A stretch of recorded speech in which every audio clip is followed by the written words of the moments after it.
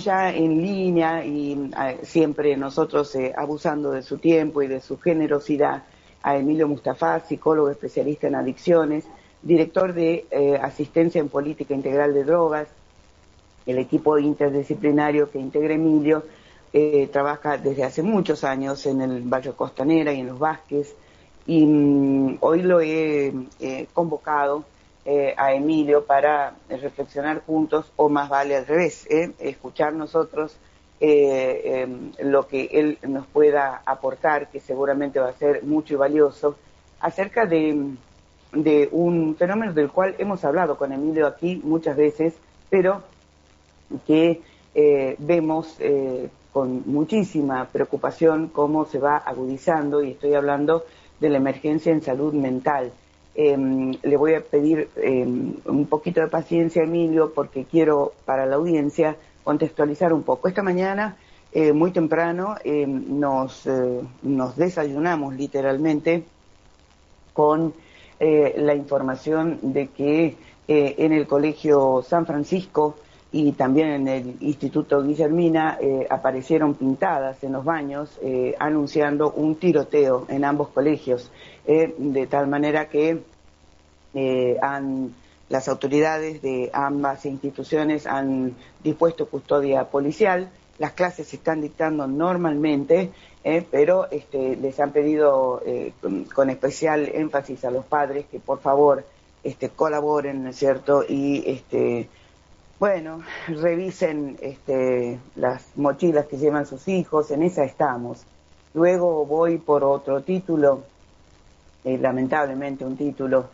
Ese lo voy a nombrar nada más que con la inicial de su nombre, por razones obvias. Es un niño de 7 años que escribió en su cuaderno: no quiero vivir más. Maitena Rojas, de 14 años, se suicidó hace una semana, nada más. Hace una semana. Los casos se multiplican, por supuesto, ni qué decir respecto del tiroteo en la localidad de San Cristóbal, en Santa Fe. Bueno, querido Emilio, te doy la bienvenida. Muchas gracias por permitirme hacer este introito un poco largo, extenso, pero necesario. ¿Cómo te va? ¿Cómo estás? Hola Clara, ¿cómo estás? Un saludo re grande a vos y a toda la audiencia, y bueno, siempre un placer hablar con vos.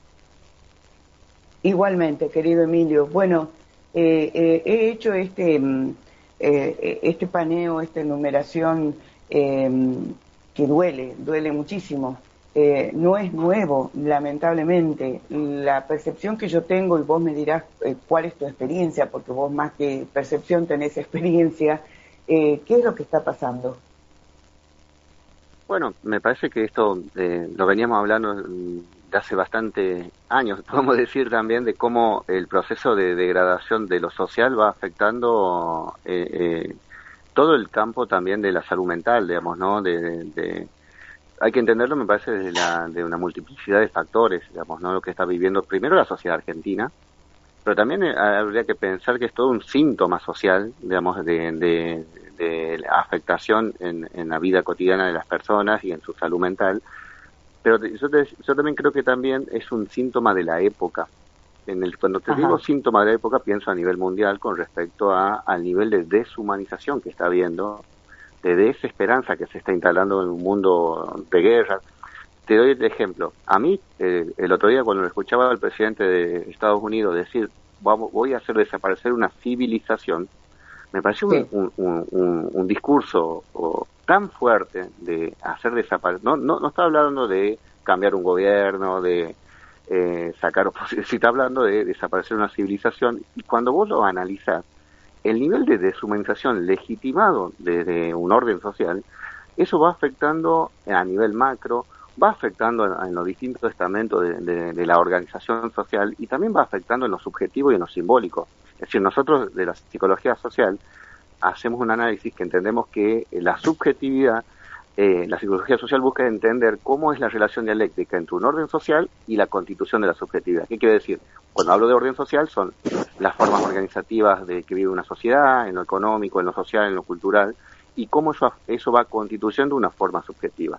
Lo que nosotros estamos entendiendo con todo este proceso de degradación, que no es de ahora, sino es consecuencia de distintos momentos y quizá en Argentina de más de 20 años que se va deteriorando en distinta escala el tejido social, pero también desde la pandemia para acá y la pospandemia generó una grave afectación en la salud mental que van confluyendo también con una cuestión de la desesperanza. Es decir, ser joven en Argentina, yo lo había planteado más de una vez, es muy difícil para esta generación, y ser niños para esta generación por el nivel de la incertidumbre que está instalada, y después cómo se va legitimando poco a poco lugares de protección que lo inicial serían los grupos familiares, el tejido social inmediato, y se va instalando este discurso individualista, deshumanizante, que se expresa en conductas como estas. Es decir, que un niño de 7 años ponga en un cuaderno, no quiero vivir más,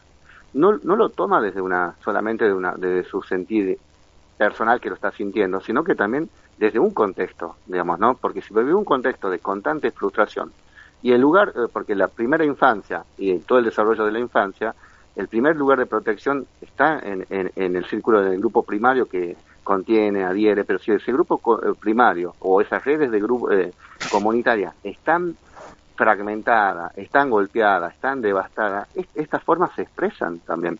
A mí me hacía recordar, por ejemplo, mucho, esto te lo había contado más de una vez con vos, de cómo los niños, por ejemplo, naturalizan, por ejemplo, en Barrio de las Piedritas o en los Vázquez, naturalizan el consumo de sustancias a partir del juego. Digamos, juegan, por ejemplo, al drogado. Los chicos, por ejemplo, cuando juegan al drogado, hace que consumen y que se cae. Pero eso, ¿de dónde lo toma para que sea juego? Lo toma del contexto en que vive, lo que vive cotidianamente. Digamos, ¿no? Lo mismo pasa cuando juegan al allanamiento, por ejemplo. Pero bueno, me parece que este contexto de la muerte se está haciendo carne, y aparte que no ayuda esta crueldad que vive hoy el mundo y el país también, y en las relaciones sociales, que se transforma en una deshumanización muy muy grande que afecta a la subjetividad de las personas, y desde ya creo que también de los niños en ese proceso de constitución, porque el fenómeno del suicidio viene creciendo. La pregunta sería, ¿siempre el suicidio fue un tema en todos los momentos históricos como un tema de debate de la sociedad humana?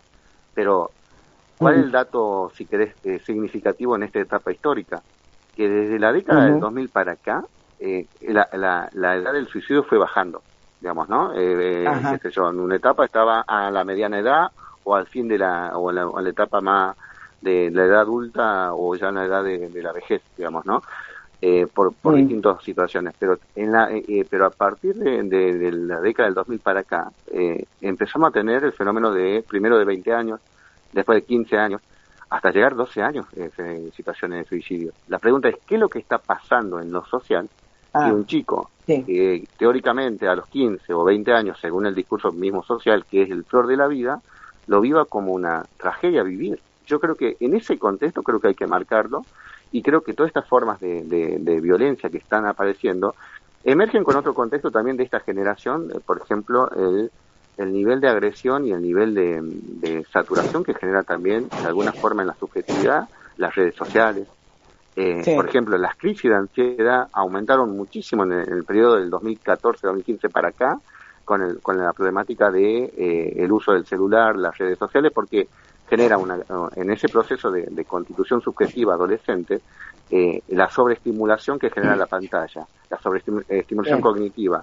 Grande, por ejemplo, una cosa que en los estudios que hace un psicólogo social muy interesante, que tiene un libro que se llama La generación ansiosa, digamos, plantea, por ejemplo, de que ha crecido el problema entre los adolescentes y los niños, el tema de la ansiedad con respecto a no dormir bien, porque se pasan largas horas, a veces en la noche, con el celular, bueno, ni hablar de las apuestas online entre adolescentes, que genera la cuestión también de la ludopatía. Es decir, hay un contexto de este contexto social que está siendo obstaculizadora para que genere condiciones de salud mental, sino que son hay situaciones de mucha frustración, donde un tejido social que está frágil, y eso va generando, creo que, un impacto en la subjetividad a nivel individual, de esta sensación de vacío, esta sensación de angustia, esta sensación de ansiedad, esta sensación de muerte. Y aparte, en una narrativa social que muchas poblaciones de niños y adolescentes conviven con... Por eso conviven con discursos de odio y discursos de matar al Exacto. otro. Bueno, inclusive lo escuchamos permanentemente hasta de nuestro presidente de la Argentina. En la Sí. pandemia se pusieron Diría, simbólicamente bolsas de cadáveres en la casa de Rosada, que es claro, la diría principal, que es el lugar incluso al revés, ¿no? Emilio diría al revés, no hasta, sino desde el presidente de la Nación Exacto. para abajo, ¿no es cierto? Desde el presidente de la Nación, y yo decía los otros días, conversando o reflexionando acerca de lo ocurrido en Santa Fe, bueno, los niños y los adolescentes reproducen, ¿no es cierto?, la violencia que ven en los adultos, en el mundo adulto, con esta incidencia muy fuerte, como bien marcas vos, de las redes sociales. Fíjate, un alumno también en Santa Fe, en este caso en el Colegio Domingo Sabio, un chico de 15 años, también, ¿no es cierto?, con, amenazas, ¿no es cierto?, de matar a sus compañeros. Y lo que se está descubriendo en estos casos en particular, pero por supuesto eso lo podemos diversificar y multiplicar hasta el infinito, es que este chico era miembro activo de un grupo de WhatsApp que se llama True Crime Community, es decir, son grupos que instigan al asesinato en grupos de adolescentes. Es una cosa tremenda.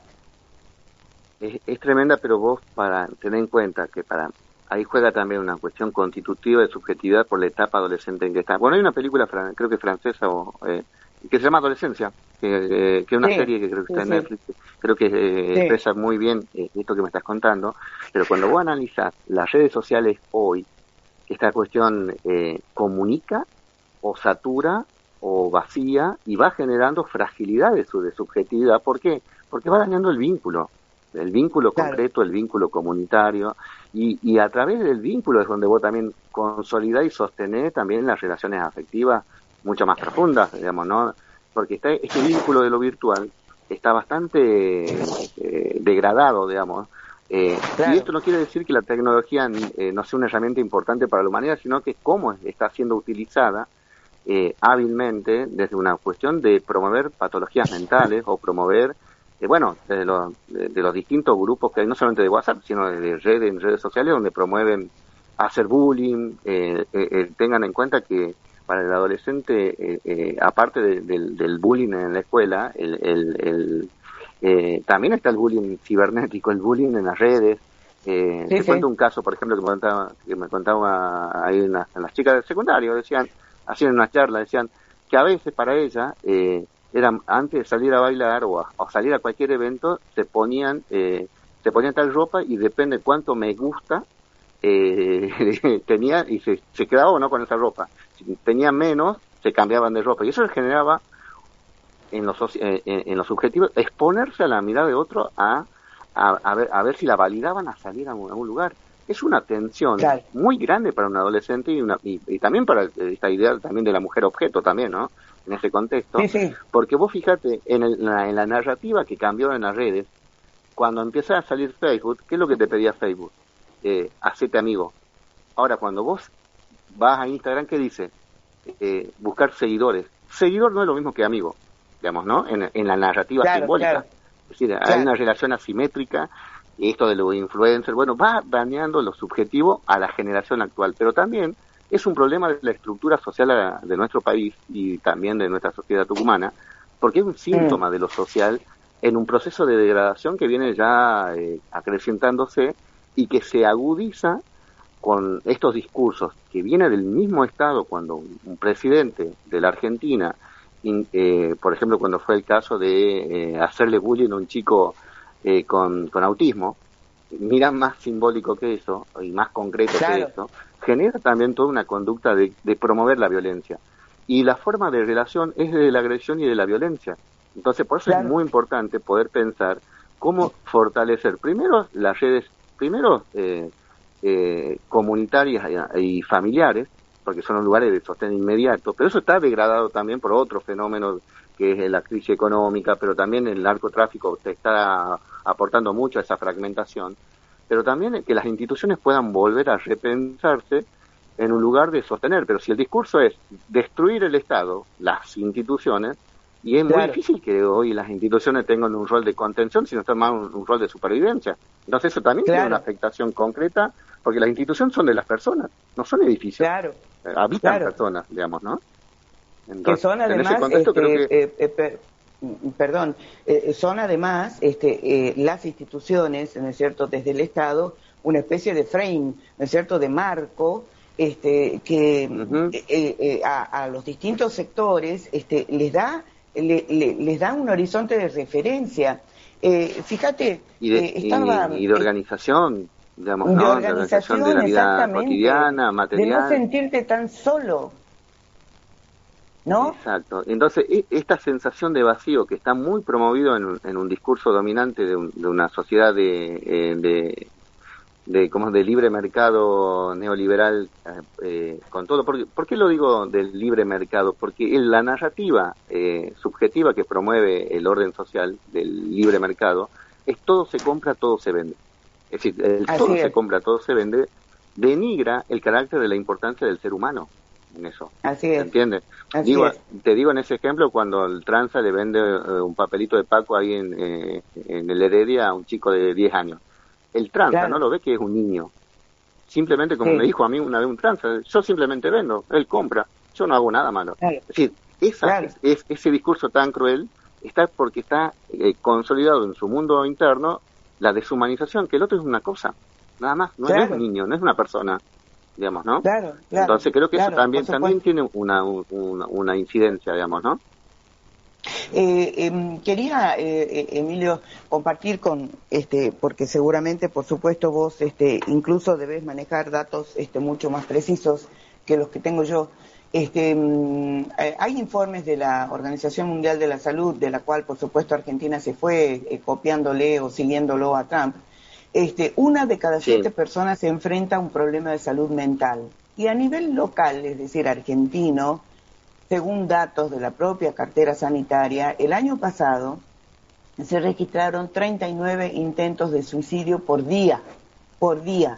Intentos de suicidio estoy diciendo. Ahora, lo que quiero preguntarte es, vos viste comillas, voy a poner comillas, un proyecto del gobierno de modificación de la ley de salud mental, ¿no?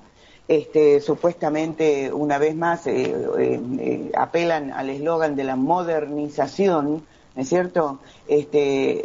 Bueno, las dos preguntas concretas son, uno, ¿alguna vez se llegó a cumplir cabalmente la ley de salud mental que está en vigencia actualmente? Dos, ¿qué sabéis de este proyecto del gobierno? Y, en definitiva, de esto que vos esbozaste, que es la deserción del Estado.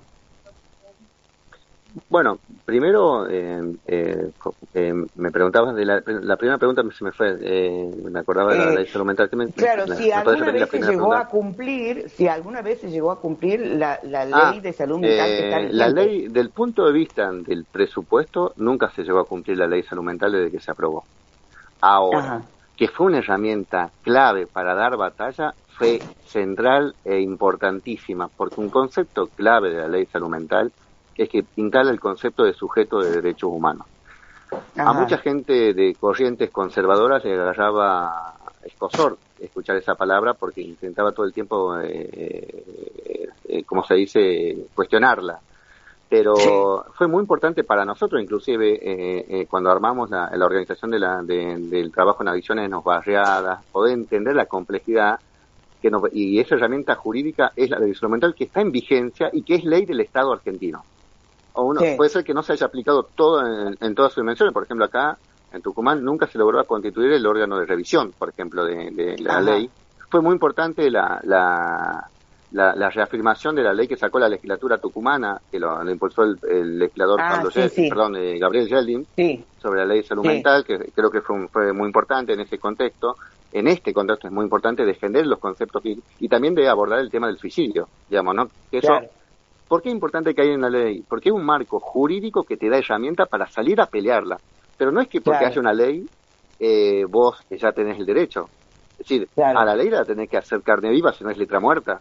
Y en ese claro. sentido, a nosotros nos permitió dar batalla, primero ante el estigma de las personas que tienen problemas de adicciones o de salud mental, Sí, ante la sí, discriminación de los sectores populares, y después también batallar ideológicamente con la corriente punitivista, que es la que maneja a nivel mundial el abordaje en el tema de las drogas, y que también sí. incide en las instituciones de academia porque incide mucho en el modelo médico hegemónico, digamos, ¿no? Ujú. Entonces, tener la ley de salud mental es una herramienta imprescindible en este momento y en este contexto. Que se puede abrir debates para cuestionar o ver mejorar algunos artículos desde ya, porque es una ley que no se llegó a estar a pleno funcionamiento, porque para que una ley sea efectiva tiene que tener el presupuesto para que se la aplique también, ¿no? Y eso fue un Claro, primer gran tema. Pero a la vez el marco que nos dio en lo epistémico, en lo jurídico y herramienta de defender los derechos de lo que nada tiene, y los derechos de que todo lo tienen, pero tiene un problema de salud mental, porque en las clases altas tener una persona con problemas de salud mental es una vergüenza, es un estigma muy fuerte, te diría más que en las clases claro. bajas, digamos, ¿no? Mm, Entonces fue una herramienta imprescindible. El otro elemento que a mí me preocupa es un retroceso a este proyecto que elevó Adorni como proyecto de reforma de la ley de salud mental. Se basa sí. básicamente como argumento central, donde se toma también con un movimiento de mamá, que hay una mamá de un cantante famoso que encabeza eso también en ese discurso, que primero Sí, se agarran del artículo Marina 20, Carpentier. sí, sí, Sí. se agarran del artículo 20 cuando plantean el tema de las internaciones. Y Ujú. ahí nació un debate. ¿Qué plantea el cambio que yo leí, que por lo menos lo que me llegó y lo estaba leyendo y analizando, porque vamos a salir a defender la ley de salud mental, vamos a salir a Sí, defender, y creo que hay mucha confusión en el debate, hasta clínico, porque la adicción hay que entenderla de la complejidad, no de una sola mirada. Nosotros decimos que es un problema biopsicosocial, no es solamente ajá, biológico. Es necesario biológico desde ya, el paso 1. sí, Pero en el artículo 20, cuando cuestionan, dice que esta ley no te deja internar, con lo cual no es verdad. La ley sí te ajá, permite la internación involuntaria cuando la persona tiene riesgo de sí mismo y de terceros.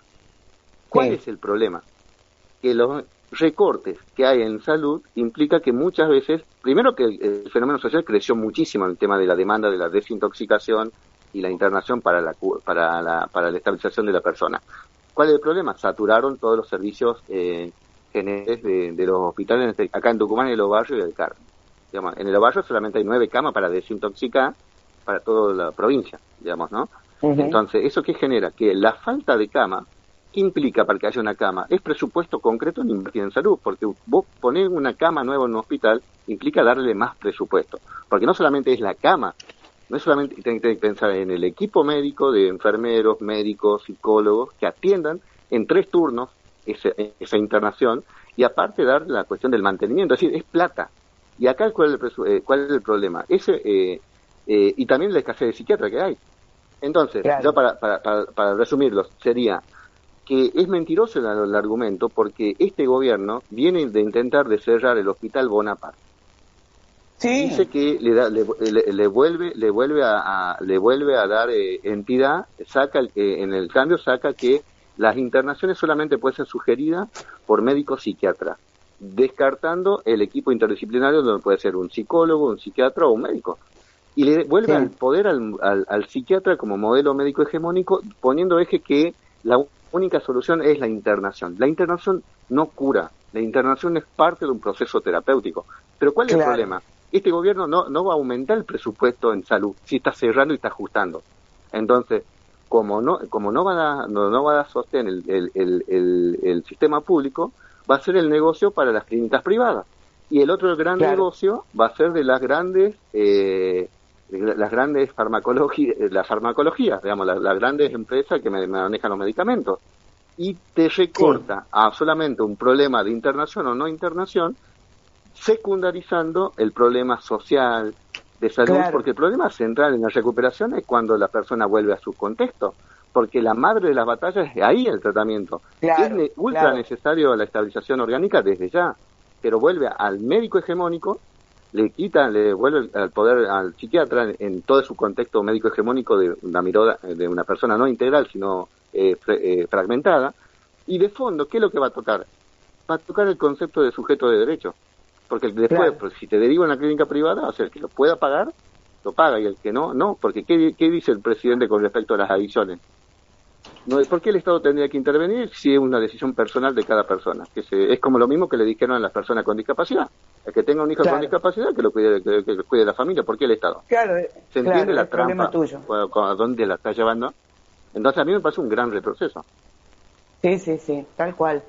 Emilio, te agradecemos, como siempre, muchísimo. Hemos, para variar, abusado de tu tiempo, pero lamentablemente creo que, porque me han quedado muchas cuestiones, por ejemplo, si se llegara a aprobar esto, esperemos que no, va a ser un fenómeno más de exclusión, ¿no es cierto? Porque, Y sí, bueno, y incluso... aparte también de más padecimiento, porque pero es contradictorio, porque es decir, si el modelo yo mira, hace 2 semanas estuve en Cedronar, que depende del Ministerio de Salud de la Argentina. Sí, Y la narrativa que acaban de despedir 35 trabajadores de planta transitoria que trabajan en Cedronar, que trabajan adicciones, acaban de hacerlo en diciembre. Y la narrativa es que había que hacer un nuevo esfuerzo y ajustó un 20% más. Digamos, sí, si tenemos un Estado que está promoviendo, diciendo, bueno, hay que volver a las internaciones, los hospitales, y los hospitales no tienen los presupuestos para funcionar, es claro, mentiroso. Es decir, ¿cómo claro, lo va a financiar? Entonces, claro. digo, y después lo que instala y consolida el punitivismo en el abordaje de la problemática. Por eso es que le viene como anillo al dedo el tema de la baja imputabilidad, también, Claro, digamos, ¿no? En claro, ese también, contexto del punitivismo y la exactamente. problemática.